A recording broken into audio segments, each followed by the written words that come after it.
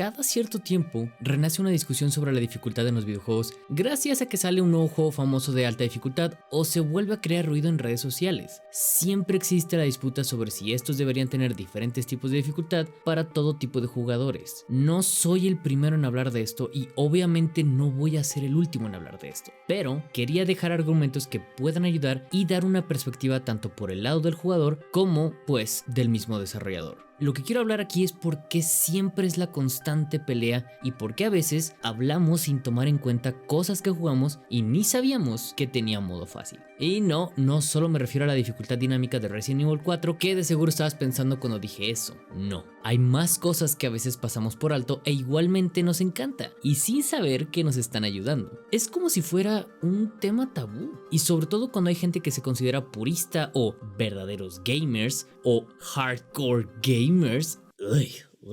Pero no nos vamos a meter en eso. Pero ustedes saben quiénes son esas personas. Vamos a hablar sobre el por qué poner un modo fácil o no puede ser tanto algo bueno como algo malo. Y lo importante es ver cómo es que muchos juegos lo han sabido manejar de forma muy silenciosa, otros mucho más obvios pero de manera majestuosa y otros pues no tan bien. Así que entremos al debate. Yo soy Champ y esto es Plano de Juego, una serie de videos para analizar y ayudar a diseñar videojuegos.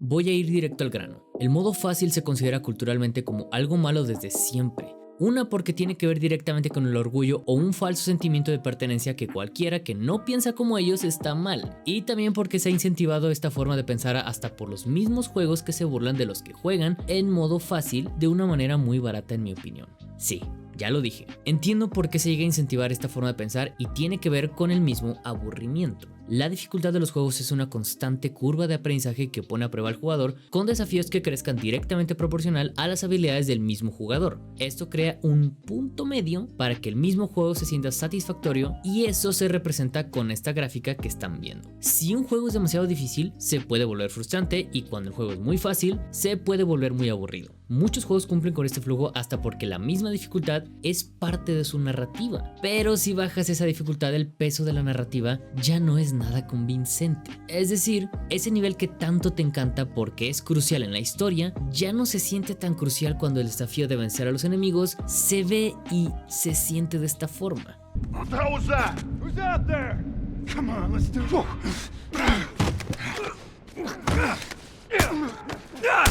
Exacto. Esto ya es un tema de percepción y psicología de cada juego. El modo fácil se considera como una versión inferior a la versión original de un videojuego o se considera como una forma de accesibilidad para incrementar su audiencia de forma amigable. Este último se ha vuelto un tema muy famoso como un argumento de por qué el modo fácil se puede implementar en los videojuegos actualmente. Y con esto dicho, debo de explicar que ambas posturas están bien, ¿sí? Pero el problema es que se omiten muchísimas cosas que se toma cualquiera de las dos filosofías que hacen o no posible la creación de un modo fácil que no rompa un juego o el presupuesto de quien lo está haciendo. Es completamente válido que exista la exigencia de un modo fácil en los videojuegos y hasta cierto punto es lógico. Quiero dejar en claro justo ahora que estás escuchando esto que tienen razón todas las personas que argumentan que los juegos no solo son para desafiarse, también son para relajarse. Hablando personalmente, no tengo tiempo para superar desafíos en juegos que me puedan tomar horas o hasta días en una parte en específico de ese juego. Y muchos están así como yo porque lo que quieren es no estresarse tratando de pasar un mismo nivel con el poco tiempo que tienen libre. Los entiendo, pero de aquí nace otro problema. Uno en el que puede crearse un modo fácil sin entender el punto del mismo videojuego. Pero esto no significa que los que no entienden son unos mancos, por favor. También tiene que ver con juegos que se intenta hacer un incremento de dificultad, cuando esto no estaba pensado en hacerse. No solo es con el modo fácil.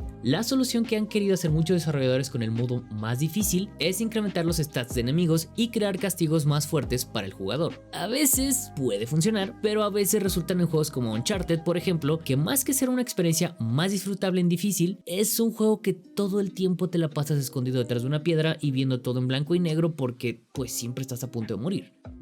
Ok, entonces estamos entrando a un tema mucho más complicado.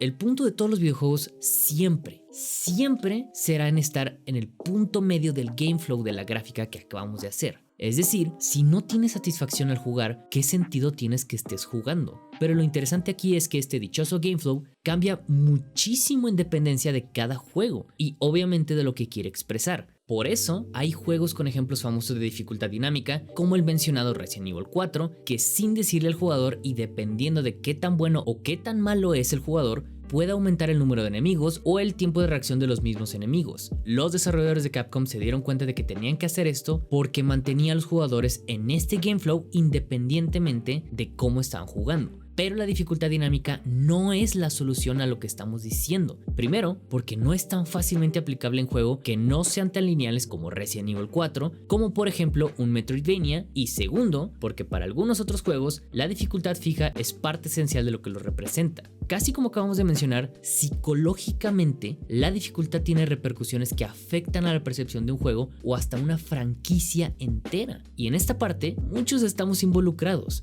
Esta existencia de la dificultad en un juego puede tener un propósito y esto es lo importante de distinguir entre otros juegos. Puede servir como la misma experiencia que se tenía en mente cuando se estaba diseñando, esto incluyendo la propia narrativa que se crea mediante el gameplay, es decir, algo que puede resonar más en un jugador en dependencia del desafío que esto conlleva superar. Todo esto, en serio, todo esto es vital para la dificultad. Por estas razones es que los Souls no podrían tener un modo fácil así sin más, porque su dificultad es lo que le ha creado una comunidad. La gente se puede sentir identificada y parte de un grupo que los entiende y aprenden con ellos. A esta comunidad los une la alta dificultad y por eso es obvio que este argumento siempre empieza por estos juegos. La razón de los juegos de Dark Souls o Sekiro es que te duela la mera existencia de estar ahí. Dark Souls son juegos que no solo la gente los pasó, sino que habló de cómo los pasaron. Y esa es parte de la experiencia. Y es el cómo se hizo una comunidad fiel. Se hizo hasta un morbo por jugar y comprobar esta dificultad. Por eso es un caso que no puedes simplemente cambiar la dificultad porque estás cambiando el game design y la experiencia en total. No digo que sea malo poner un modo fácil en estos juegos, sino que si lo hubieran hecho, las experiencias de todos los jugadores hubieran sido muy diferentes entre sí y por lo mismo no hubiera creado tanta comunidad de tantas personas que querían compartir el mismo sufrimiento que pasaron los demás. Esa es la magia de su dificultad. Pero si te pones a pensar, esto mismo es la esencia de otros juegos como Celeste. Su dificultad es parte de la esencia del juego y de la misma narrativa que tiene. Superar los desafíos es parte de la conexión del jugador con el juego. Curiosamente ya habíamos hablado de ese tema y si lo quieres ver a detalle te dejo el tema de Celeste aquí arriba. Es un juego difícil, muy difícil, como la gran ola de plataformeros indies que han existido desde el 2010 y que mucha gente no ha experimentado todavía para saber lo que realmente es algo difícil. Y Celeste es un juego que trata sobre perdurar y sobre la conquista. Vean lo parecido que es esto con Dark Souls. Trata sobre superar los desafíos y alcanzar tus metas. Otra vez, vean lo parecido que es con Dark Souls. E igualmente, es un juego que trata sobre la conexión entre la dureza y la fragilidad de una persona. Y por Dios, no puedo dejar de decir que esto es la misma esencia que Dark Souls. Entonces, ¿por qué las soluciones de ambos son diferentes? Celeste famosamente puede convertirse en un juego mucho más fácil gracias a sus opciones de accesibilidad en el menú, y del que ahora todos tienen como punto de referencia desde 2018. Yo sé, cosa que Dark Souls no lo hace y es pregunta de por qué rayos no lo hacen y punto. Bueno, no es tan fácil como ya se pudieron dar si están en esta parte del video. En el caso de Celeste, la naturaleza de la accesibilidad es parte importante de la misma narrativa. Superar los obstáculos está bien por el método que para ti sea posible y es el equivalente a esa parte de su mensaje, como un mensaje de superación. No estoy diciendo que esto es la solución para todos y para nada es lo que se ha hecho en el pasado. Históricamente, alguien que ha balanceado este tema desde su mismo game design ha sido el que nos introdujo a este sujeto en nuestras vidas. Nintendo es la empresa y el powerhouse que es por la accesibilidad que ha dado desde hace muchísimos años, sin que nos demos cuenta. Y esa accesibilidad viene, ¿por qué creen? Así es, exactamente por el mismo argumento que se usa actualmente: llegar a todos los jugadores y hacerlos sentir seguros antes de darle un desafío real. Es decir, está excelente que alguien quiera maravillarse por lo amigable de los primeros niveles de Mario, y también está excelente que quieras desbloquear todo al 100% recompensándote con niveles muy difíciles que ya te pueden poner a prueba al máximo. los diseñadores no estaban tontos y por eso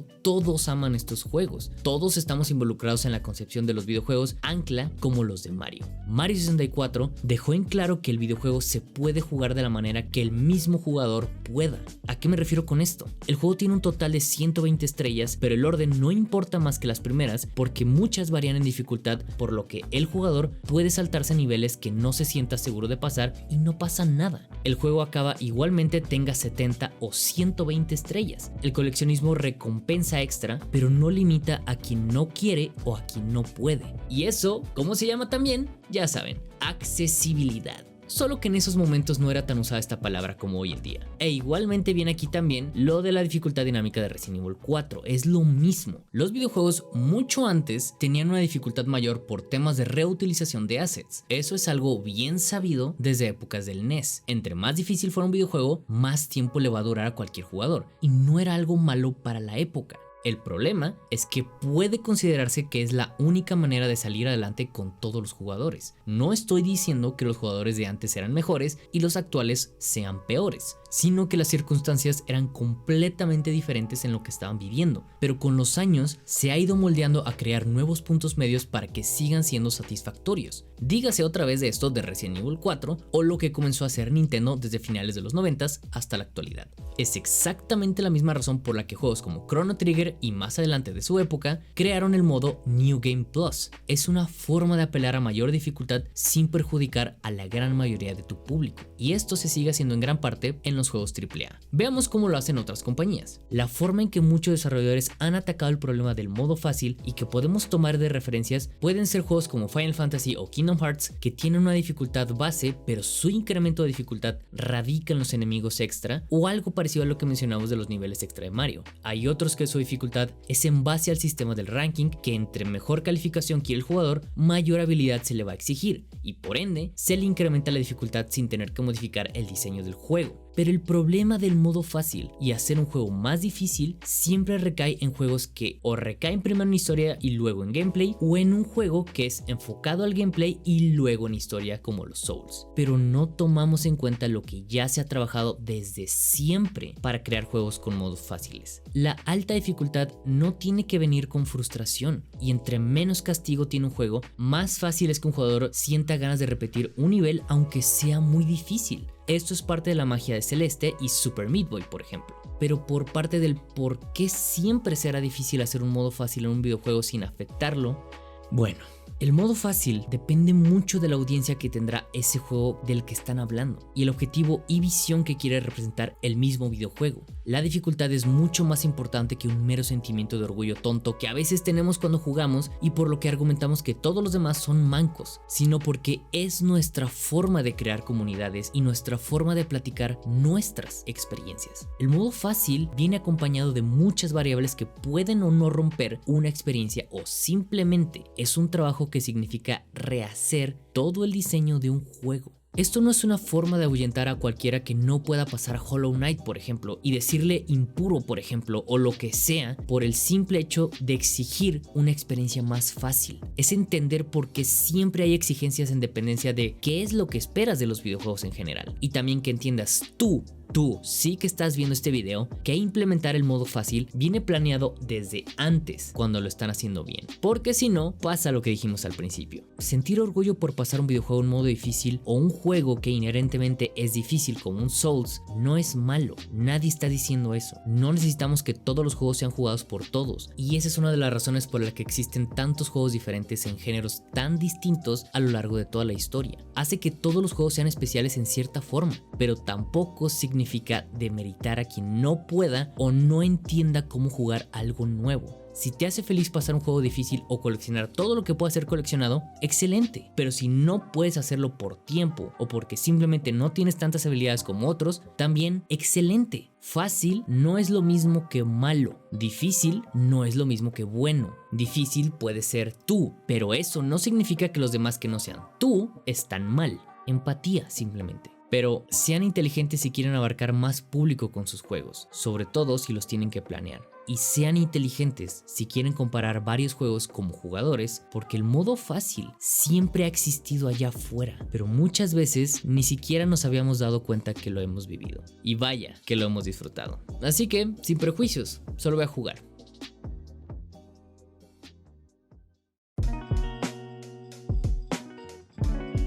Si te gustaría saber más sobre mi trabajo como desarrollador, les quiero decir que estoy trabajando en un videojuego Metroidvania llamado 9 Years of Shadows, que recientemente ha aparecido en eventos como PAX y Future Game Show. Y estoy muy feliz de compartirles esto con ustedes que han llegado a esta parte del video. He aprendido muchísimo y me encanta compartir lo que hago con todos si es que les puedo ayudar de alguna forma. Vayan a ver sobre mi juego y coméntenme qué les parece. Y si les gusta, pónganlo en su lista de deseados de Steam, que eso ayuda muchísimo a su desarrollo. Gracias a todos por llegar hasta aquí. No te olvides de suscribirte a Plano de Juego para ver más videos sobre desarrollo de juegos y sobre análisis de videojuegos famosos y otros no tan famosos. Tampoco te olvides de picarle esa campanita para que te avisen cuando salga un nuevo video. Como siempre les digo, yo soy Champ y sea lo que sea que hagan, trabajen duro, pero nunca dejen de jugar. Los veo a todos y los espero para aprender en un nuevo video. Paz a todos.